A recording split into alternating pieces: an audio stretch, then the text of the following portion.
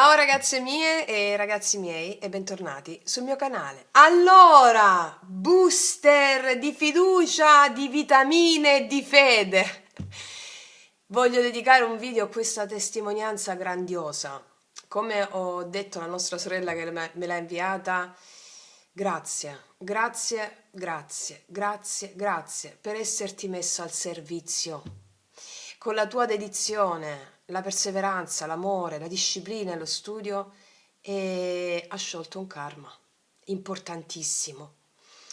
Le testimonianze aiutano e supportano, come lo sappiamo, ci danno quello sprint in più non per crederci, per sentire, per sentire dove sta la verità.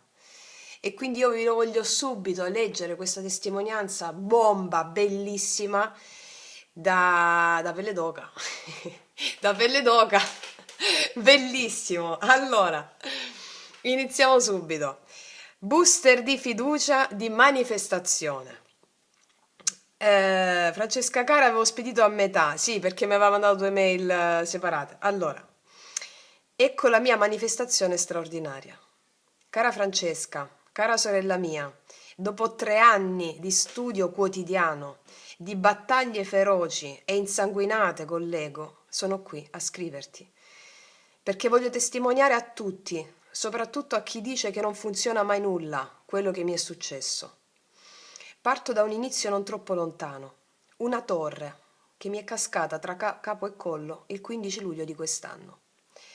Esco da una storia terribile, una convivenza con una persona che mi ha dilaniato fino all'ultima mia cellula.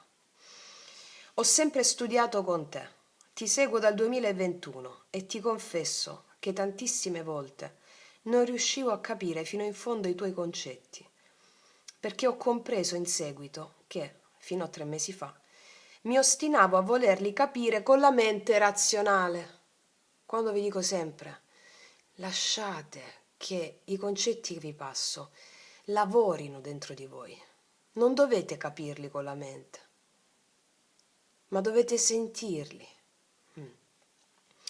Era un susseguirsi di cadute folli, frane di corpo, anima e spirito.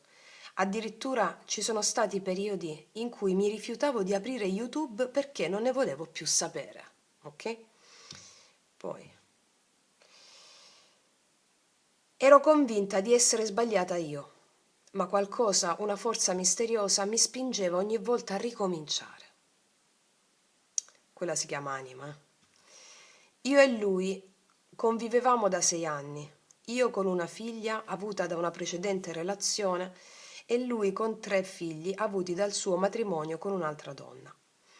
Avevo dato tutto, tutta me stessa a questa relazione.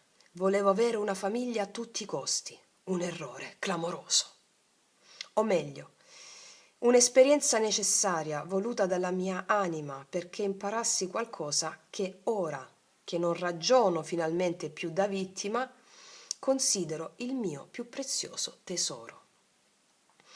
Pur di non perderlo, ascoltate, pur di non perderlo, pur di non lasciare andare quel sogno che tanto agognavo, sono arrivata a farmi fare violenza fisica, psicologica e morale. Ho messo letteralmente me stessa in gabbia pur di compiacerlo. Avete capito, no? I desideri della mente hanno a che fare col karma, come vi ho scritto, gli ho scritto a lei. Comunque adesso ne parliamo appena finisco di leggere la mail perché mi ha dato lo spunto per parlarvi di questa cosa. Allora, stavamo dicendo, ho messo letteralmente me stessa in gabbia pur di compiacerlo. Per lui ero sempre sbagliata, troppo o troppo poco. Una poco di buono, perché magari mi piaceva parlare con la gente che mi circondava. Un'arida e fredda e incapace donna di casa, perché magari la sera, anziché solo per lui, avevo piacere della lettura di un libro. Sono arrivata a pesare 50 kg scarsi, non mi curavo più, non un filo di trucco, non un jeans carino, nulla. Avevo paura delle sue reazioni. Ero il fantasma di me stessa. Ho fatto per 15 anni l'artista, ero un'acrobata aerea, ho girato tantissimi palcoscenici di tutto il mondo, vivendo della mia arte.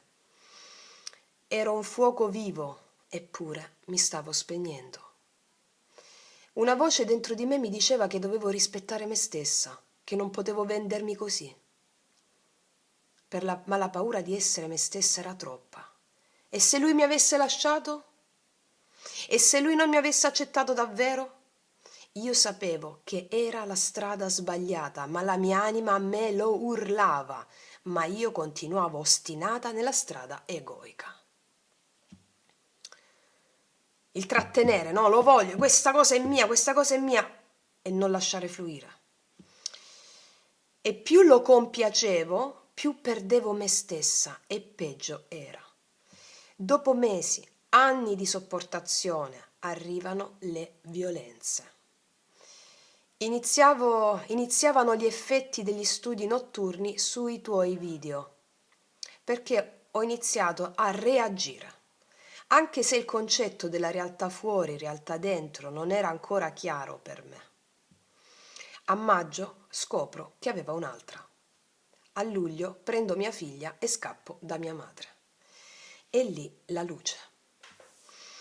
Il mio viaggio negli inferi era finalmente iniziato. Sentite che ardore nell'andare negli inferi come Perseo. Studio notte e giorno, perennemente con le cuffie e i tuoi video. Dovevo scardinare un meccanismo che sapevo esserci, ma niente, non arrivava l'intuizione. Una sera tornavo in macchina da un viaggio per lavoro, era metà settembre circa, e ragionavo, dopo aver ascoltato l'ennesimo tuo video su cosa poteva esserci che non avevo compreso. Premetto che ad agosto avevo incontrato un ragazzo che mi piaceva, ma che consideravo assolutamente inarrivabile per me. In quel viaggio, accompagnata dalle tue parole, credo stessi ascoltando il video La chiave assoluta parte 1. Improvvisamente, eccolo, il momento che io chiamo goliardicamente il momento "Oh, cazzarola!" Lei ha messo i puntini, lo dico io, sorella mia, non ti preoccupare. L'intuizione. Aspetta, e qua ha messo il suo nome, aspettate un attimo che lo leggo così. Allora, aspetta, facciamo finta che si chiama Francesca. Aspetta, Francesca. Tu, da quanto ne sai, sei discendente diretta da almeno 4 generazioni di donne che sono state tradite, picchiate e lasciate sole con i loro figli. Tu, cara mia, sei sempre stata cresciuta con insegnamenti del tipo: l'uomo tanto ti abbandona, è infedele, tanto è la donna che si tira su da sola ai figli, più fai fatica da sola, più sei donna di valore, eccetera, eccetera. Vuoi vedere che io non manifesto il mio sogno di famiglia perché ho un karma familiare da sciogliere ed è questo ciò che vuole la mia anima? Cosicché sia io finalmente a dissolvere e a liberare le mie future discendenti da questa maledizione. Porca vacca, mi sono detta, è per forza così. All'epoca non era ancora uscito il tuo video sulla pacificazione degli antenati, quello che vi sta portando delle risoluzioni pazzesche, il culto degli antenati magia pratica 8. Allora, metto il tuo video dove parli, questo l'ha fatto perché non era ancora uscito il video sugli antenati, no? Quindi che cosa fa? Mette il mio video dove parlo dei credo negativi e di come procedere, la legge di attrazione, poi ve lo metto, o esce qua sopra o ve lo metto sotto. Quindi arrivo a casa, faccio tutto come si deve, parola per parola, studio, applico, inserisco anche delle affermazioni contrarie alle mie credenze sulla famiglia e decido di voler manifestare un incontro con quest'uomo stupendo che vedevo fuori da ogni mia portata. I giorni passano, studio, applico, ascolto video e inizio a trasformarmi. Improvvisamente tutto intorno a me cambia. Mi sento come inserita in un libro. Tutti i giorni, continuamente, vedo segni ovunque, numeri tripli, cuori, piume e soprattutto YouTube. Infatti inizio ad usare YouTube proprio come un canale tra me e la mia anima. Lo apro e dico: eccomi, che messaggio deve arrivarmi? E clicco sul primo video tuo che trovo in home. Vecchio, nuovo, già sentito, di previsioni settimanali di 3 anni fa, non importa. Francesca mia adorata, funziona sempre, c'è sempre un messaggio per me. Anche se sono previsioni vecchie di 3 anni, mi spiego perché il tempo non esiste. Allora, passano i giorni. Tu dicevi circa 21 giorni di affermazioni, giusto? Nel video quello sui credo. Ecco, incontro lui in un centro sportivo che frequentiamo, ma che era chiuso quel giorno al pubblico, ma io non lo sapevo, c'ero andata per sbaglio. Lui andava via, io arrivavo. Premetto che prima erano giusto ciao ciao e 3 parole in croce i nostri scambi. Lui però si ferma a parlare con me e mi invita a cena il weekend dopo. Pazzesco, così dal nulla. Mentre torno a casa dopo la cena felicissima perché si era manifestato tutto ciò che avevo chiesto, faccio un conto. Erano passati esattamente 21 giorni dall'inizio del mio lavoro su di me. Poco dopo è arrivato il tuo video sugli antenati. Era per me, lo so, e da lì nuovi portoni si sono aperti. Ora so bene cosa devo fare e cosa voglio manifestare con il mio bell'artista, ma questa è un'altra storia che ti racconterò presto. Funziona tutto, sorelle mie! Quanto a te, ti amo dal più profondo del mio cuore. Sei famiglia e sei una delle mie più care amiche, anche se non ti ho mai vista. Grazie è riduttivo, mi stai guidando nel viaggio più importante in assoluto. Con infinito amore e profonda gratitudine, la tua devota sorella. Ma tutto questo è meraviglioso, è meraviglioso. Allora, ragazze mie, la nostra sorella mi ha dato modo di parlarvi di una cosa importantissima su cui ci stavo meditando questi giorni. E vi ricordate che vi dissi in un video di 3 anni fa, se non sbaglio, 2 anni fa, 2 anni e mezzo fa, il video di magia, di vittima, mago e unità, la differenza. Allora, ci sono tre livelli. La vittima, sappiamo chi è, no? La vittima, il mondo mi cade addosso, il mondo è cattivo, è colpa sua, è colpa mia, e poi la difficoltà del passaggio da vittima a mago, come la nostra sorella, no? Faceva difficoltà a capire realtà interna, realtà esterna. Infatti non la devi capire, devi assumere il concetto e poi lavora dentro di te la presa di consapevolezza di quel concetto. Allora abbiamo la vittima, il mago, c'è un passaggio dopo il mago, che è l'unità. L'unità è quando stai col tutto, ti affidi agli eventi e stai col tutto. Nell'unità non esistono più desideri. Cosa vuol dire questa cosa? I desideri sono creati, sono un espediente della tua anima per farti sviluppare capacità, talenti che hanno a che fare col superamento dei tuoi limiti. Tutti i desideri che possiamo avere nella realtà 3D, tutti i desideri che possiamo avere quando siamo incarnati, la maggior parte dei desideri in questo momento storico hanno a che fare con un espediente della tua anima per farti superare i tuoi limiti. L'unico desiderio che ogni anima incarnata in un corpo umano ha è quello di ritrovare amore, come nel mito di Amore Psiche, cioè il desiderio di darsi al flusso, di darsi all'amore. Questo è l'unico desiderio che l'anima ha quando si incarna nel corpo. E come fa a raggiungere quel desiderio lì? Attraverso dei desideri fasulli, tra virgolette, che sono desideri dell'ego. Voglio manifestare una persona, voglio quella casa, voglio manifestare quel lavoro, voglio... Sono tutti desideri che hanno la stessa dignità di esistere, tutti, ma sono un'ottava inferiore al grande desiderio dell'anima. Ma il grande desiderio dell'anima di ritrovare amore, l'unità, per raggiungere da mago all'unità, sono questi qua. Sono questi espedienti qua, la relazione con un uomo, la relazione d'amore, la famiglia, una macchina, una casa, una villa, Tutti questi sono espedienti affinché tu possa superare i tuoi limiti, varcare i tuoi confini, espanderti sempre di più e sentirti sempre più piena delle tue capacità, dei tuoi talenti. Tali capacità e talenti hanno a che fare sono dei pezzettini, pezzettini, pezzettini che hanno a che fare con il ritorno d'amore dentro di te. Fino a quando non arrivi all'unità. Vittima, mago, unità. Che è proprio il darsi al flusso, quando non hai più desideri per te. Ma l'unico desiderio che hai è darti, darti, darti, perché niente ti appaga più di quello. Non ci sono più desideri terreni che ti appaghino più del darti, cioè più dell'amore. Hai ritrovato amore dentro di te e lo vuoi dare, dare, dare, dare. Quante volte vi ho detto che io non ho più desideri personali?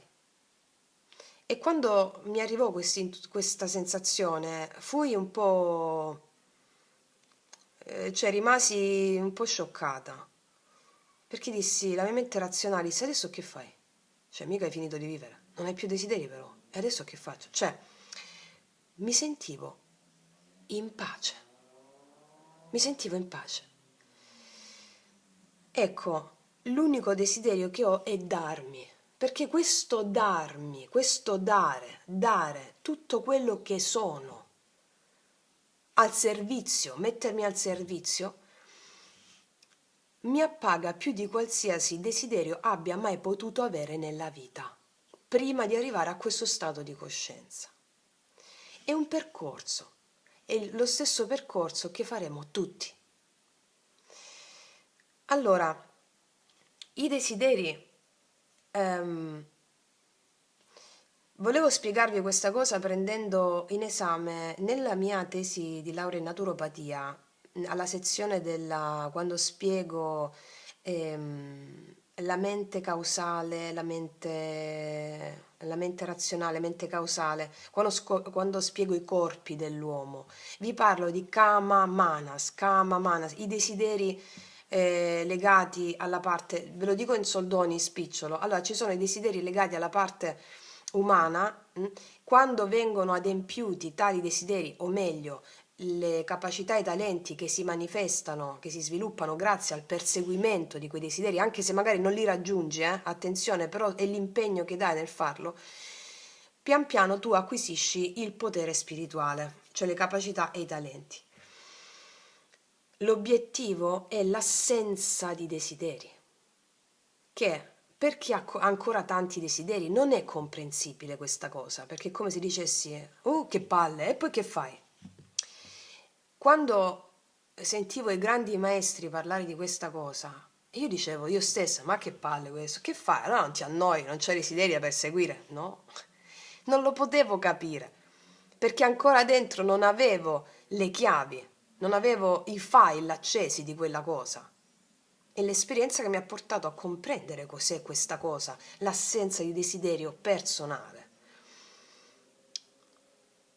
Perché ci sono arrivata facendo qualcosa che mi divertiva talmente tanto. Quando ho aperto questo canale, mi divertiva talmente tanto elaborare il percorso dell'uomo attraverso i tarocchi e gli oracoli, era talmente bello, era talmente entusiasmante, era talmente forte che non avevo più, non potevo fare a meno di farlo.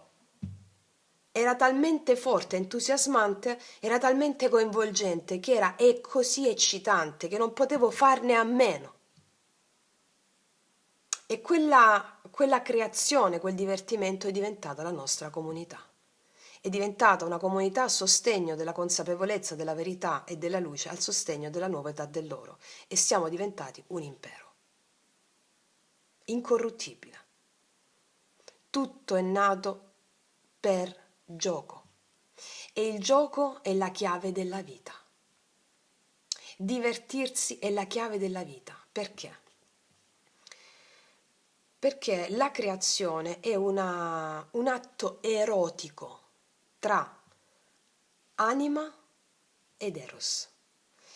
L'unione tra anima ed eros porta a generare creazione, che sia un'opera d'arte, la tua stessa vita, che siano dei figli, è la stessa creazione. La Kundalini è energia creativa, cioè è l'unione erotica tra anima ed eros, amore. Questa è la creazione. E allora i vostri desideri dovete perseguirli, sono la chiave di volta della vostra vita. Allora la nostra sorella ci ha anche parlato, riprendo un attimo la mail per ritornare sul discorso, no? Voleva a tutti i costi una... Dove sta? Sì, voleva a tutti i costi una famiglia. Bene. Il suo desiderio di volere a tutti i costi una famiglia era dettato dal karma. Cioè è il tuo karma che ti spinge a tutti i costi a voler avere una famiglia. È l'adempimento, cioè nel percorso, quelle sfide atroci che ha passato la nostra sorella erano volute dal karma, affinché lei si potesse liberare e sciogliere paure, resistenze, attaccamenti e poi lasciarsi fluire. Il non aver creato la famiglia come la voleva lei, ancora, era perché tutte quelle atrocità erano le tappe del karma. Le tappe del karma. Allora, a cosa porta il karma? Il karma serve affinché tu possa sciogliere le paure e gli attaccamenti relativi alla tua vita e anche al tuo stesso desiderio. Quindi quelle atrocità erano segnate affinché tu potessi vincerle e lei le ha vinte.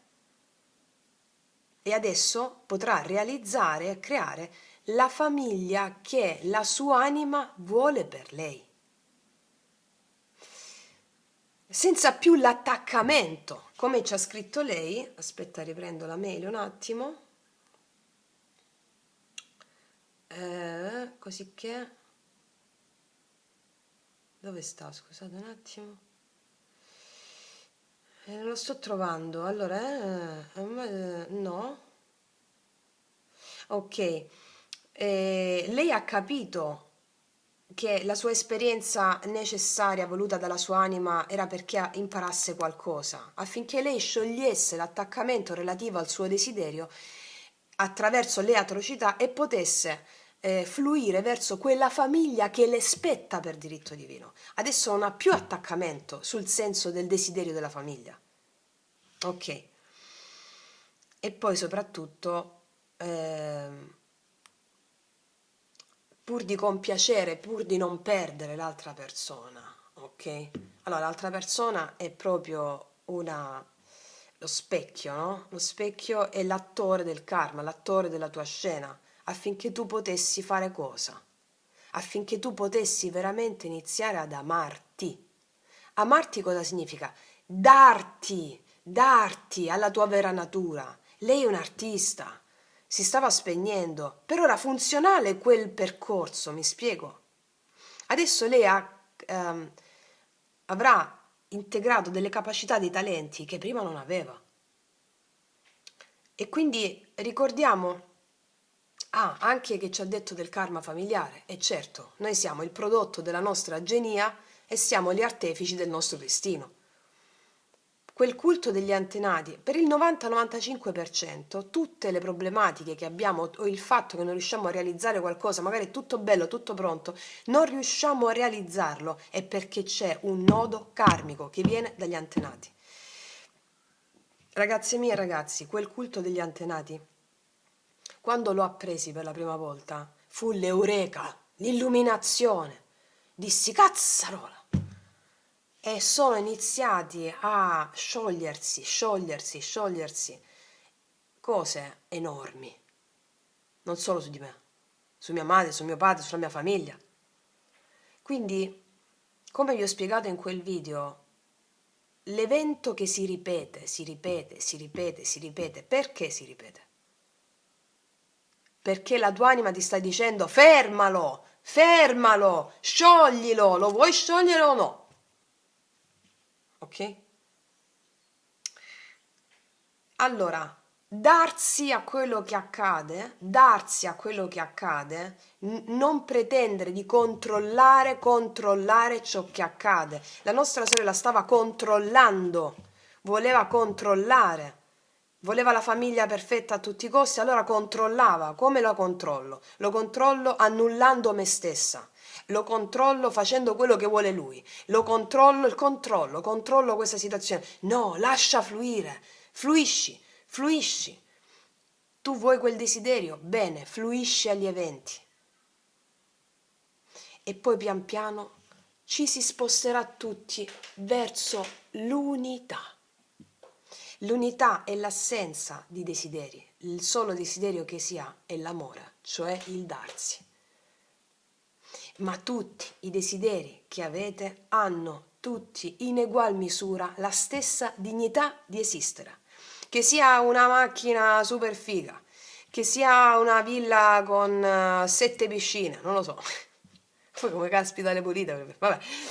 Che io, vabbè. Non lo so, che sia l'elicottero perché, non lo so, qualsiasi desiderio, anche che la mente può giudicare banale, futile, non lo so, qualsiasi desiderio ha la stessa dignità di esistere. Perché? Perché vi porta a sviluppare capacità, doti, talenti quando lo conseguite, non quando ci arrivate. Il tragitto, la meta è il viaggio, la meta è il viaggio, la meta è il viaggio, l'obiettivo è il viaggio, l'obiettivo è il viaggio, la meta è il viaggio. Quindi è il percorso per raggiungerlo, la meta. I vostri desideri lavorano su di voi dal futuro, che il futuro non esiste. Quindi lavorano su di voi. È il vostro desiderio che lavora su di voi per farvi conseguire capacità, talenti, potenzialità che sono all'interno di voi. Va bene? Quindi, che cos'altro vi volevo dire? Mi erano venute altre ispirazioni. Fammi leggere di nuovo.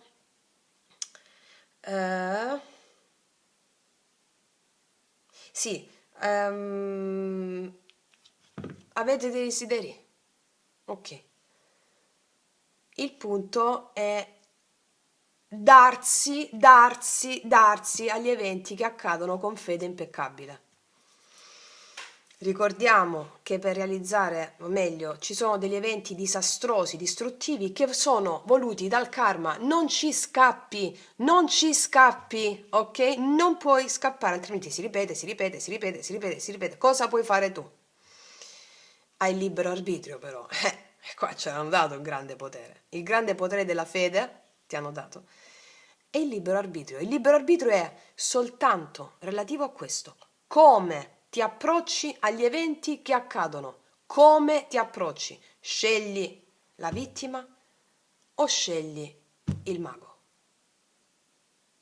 Il mago ha la capacità di cambiare tutto ciò che accade semplicemente con l'approccio diverso che ha. Allora cambia il risultato di quell'evento. Allora quell'evento non si verifica più, perché magari quello stesso evento si sta verificando da decenni, se non da millenni nella tua famiglia. Allora il modo in cui tu approcci all'evento, l'evento cambia il risultato.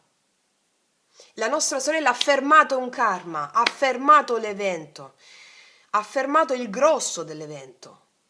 Magari ci potranno essere ancora delle linee importanti rispetto sempre a quell'evento che possono ancora manifestarsi nella sua vita, ma sono linee. Ha già fatto la pratica degli antenati, ha capito come si fa, non è che l'ha capito, sta interiorizzando come si fa. E siccome la coscienza trascendente, l'uomo trascendente non è una conoscenza concettuale, ma è vibrazionale. Una volta che tu vibri a quella conoscenza che hai appreso solo a livello concettuale, quindi tu inizi a vibrare di quella conoscenza senza più saperla con la mente, ma sentirla, allora siccome la realtà fuori attira, tu attiri quello che sei all'interno, quando tu vibri a un'altra coscienza, gli eventi che ti sono capitati fino a quel momento, quando eri sotto un'altra coscienza, non li vedi più arrivare. Ok? Ok, ragazze mie e ragazzi, io non aggiungo altro, io vi faccio un applauso, facciamoci un applauso, mi raccomando, ragazze mie, amore, l'amore ti fa studiare, la passione ti fa studiare, la spiritualità è un empirismo radicale, cioè va fatta l'esperienza, d'accordo? Scusatemi. Detto questo, grazie, grazie, grazie, grazie, grazie, grazie, grazie, grazie. Mi raccomando, amore e non giudizio e realizzate il capolavoro della vostra vita. Vi abbraccio tutte e tutti, noi ci vediamo prestissimo e come sempre, che tutti gli dei vi benedicano. Mua!